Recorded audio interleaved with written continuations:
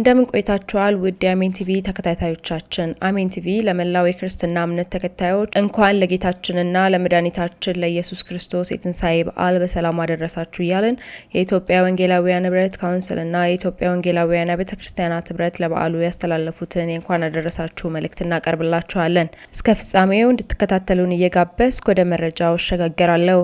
በስመ አብ በስመ ወልድ በስመ መንፈስ ቅዱስ አሐዱ አምላክ። በጌታ የተወደዳችሁ በሀገር ውስጥና በውጭ ሀገር የምትኖሩ የወንጌል አማኞች አብያተ ክርስቲያናት ምዕመናን፣ የክርስትና እምነት ተከታዮችና ኢትዮጵያውያን ወገኖቻችን በሙሉ ከምሕረቱና ከቸርነቱ የተነሳ ሁላችሁንም በሰላምና በጤና ጠብቆ እንኳን ለ2018 ዓመተ ምህረት የትንሣኤ መታሰቢያ በዓል አደረሳችሁ አደረሰን በማለት በራሴና በኢትዮጵያ ወንጌል አማኞች አብያተ ክርስቲያናት ካውንስል ስም መልካም ምኞቴን ስገልጽ በታላቅ ደስታ ነው።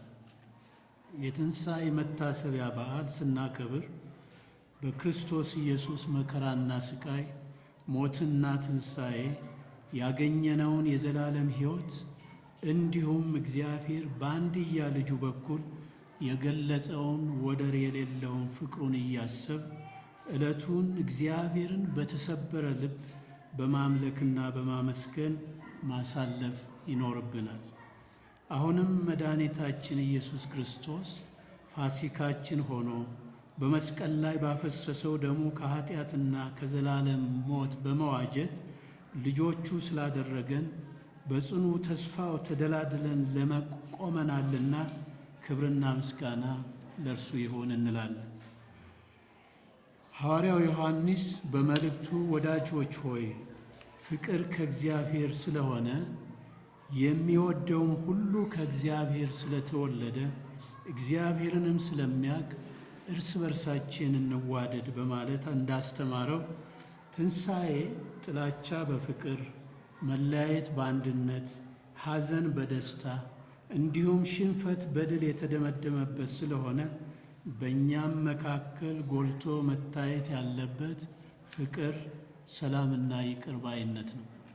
ይህም በፍጹም ቅንነት፣ መከባበርና መደማመጥ በእርቅ የሀገራችንን ሰላም በአስተማማኝ ሁኔታ ለማረጋገጥና የሕዝባችንንም አንድነት በጽኑ ዓለት ላይ ለማቆም ያስችለናል።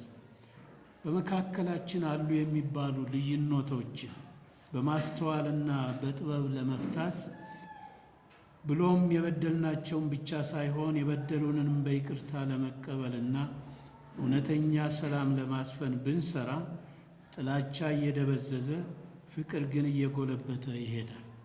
ሀገራችንም ከእድገት ወደ እድገት ትሸጋግራለች። ያን ጊዜ ወጣት ልጆቻችን የሚሰደዱባት ሳይሆን ሰርተው የሚበለጽጉባት፣ እናት ልጆቿን ታቅፋ ለልመና መንገድ ላይ የማትወጣባት፣ ይልቁንም ሕዝቦቿ የሚኮሩባት ከድህነት የተላቀቀች ሀገር ትሆናለች።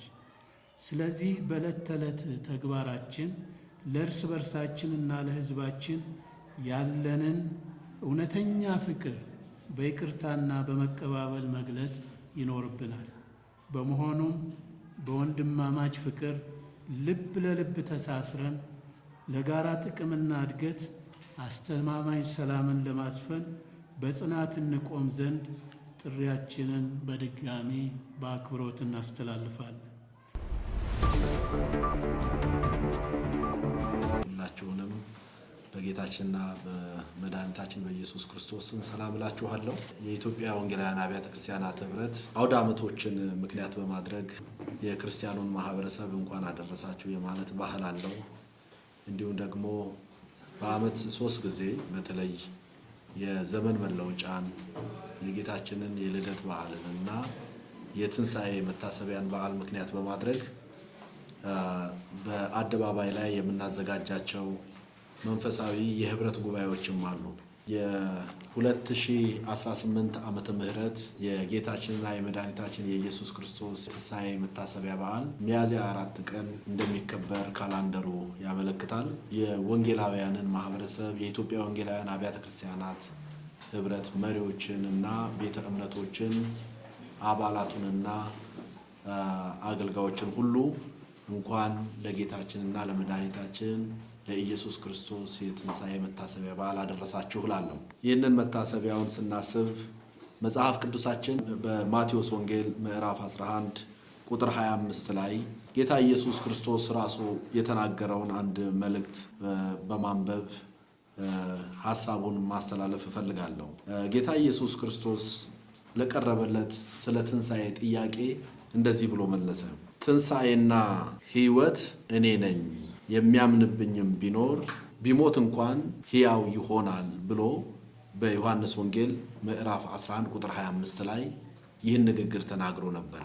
ትንሣኤና ሕይወት እኔ ነኝ፣ የሚያምንብኝ ቢሞት እንኳን ሕያው ይሆናል የሚል የድል መልእክት ያስተላለፈበትን የመጽሐፍ ቅዱስ ክፍል እንድናስብ ያስገድደናል።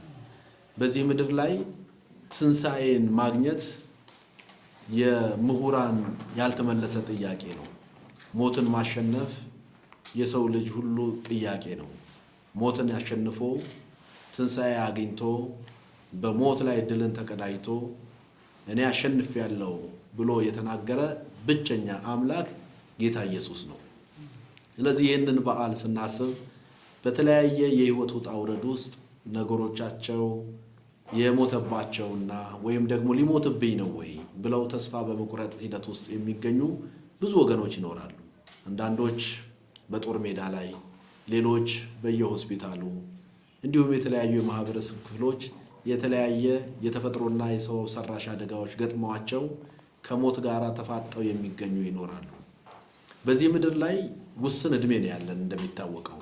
በዚህ ውስን ዕድሜ ዘላለማዊ ቤትን መስራት ግን አስፈላጊ ነው። ዘላለማዊ ሆነን በምድር ላይ ስለማንኖር ሁላችንም ስለምናልፍ በዚህ ምድር ላይ ያለንን የህይወት ጉዞ ስናጠናቀቅ ቀጣይ የሆነ የትንሣኤ ህይወት እንዳለ እንድናስብ የሚያመለክት መልእክት ነው ጌታ ኢየሱስ የተናገረው። የሞቱ ሁሉ በዛው አይቀሩም፣ በእርሱ ያመኑ ትንሣኤ ይሆንላቸዋል። ይህንን ደግሞ ምሳሌ አድርጎ ራሱን አቅርቧል። ጌታ ኢየሱስ ክርስቶስ ሞትን ድል አድርጎ የተነሳ ብቸኛ አምላክ ነው። ከሱ በኋላ የእርሱን የሚከተሉትም ቢሞቱ እንኳን ትንሣኤ እንደሚሆንላቸው ይህንን ተስፋ አረጋግጦ ይህንን ተስፋ ሰጥቶ በትንሣኤው እንድናምንና የትንሣኤው ትውልድ እንድንሆን ይህንን መልእክት ሰጥቶናል። ስለዚህ መላው የኢትዮጵያ ክርስቲያን አማኞች፣ ክርስቲያን የሆናችሁ ወገኖች ሁሉ ይህንን በትንሣኤው ትንሣኤ የሰጠንን ጌታ በማሰብ በተለያየ ጉዳት ውስጥ የሚገኙ ወገኖችን ከጎናቸው በመቆም በማሰብ ሼር ማድረግ፣ ማካፈል የሚገባንን እያካፈልን፣ መጠየቅ የሚገባቸውን እየጠየቅን፣ መጎብኘት የሚገባቸውን ደግሞ ቀርበን ጎብኝተን በማጽናናት ትንሣኤውን አብረናቸው እንድናሳልፍ የኢትዮጵያ ወንጌላውያን አብያተ ክርስቲያናት ይህንን ጥሪ ያቀርባል። መላውን የክርስቲያን አማኞች ማህበረሰብ እንኳን አደረሳችሁ ላለው እግዚአብሔር አምላክ አብዝቶ ይባርካችሁ።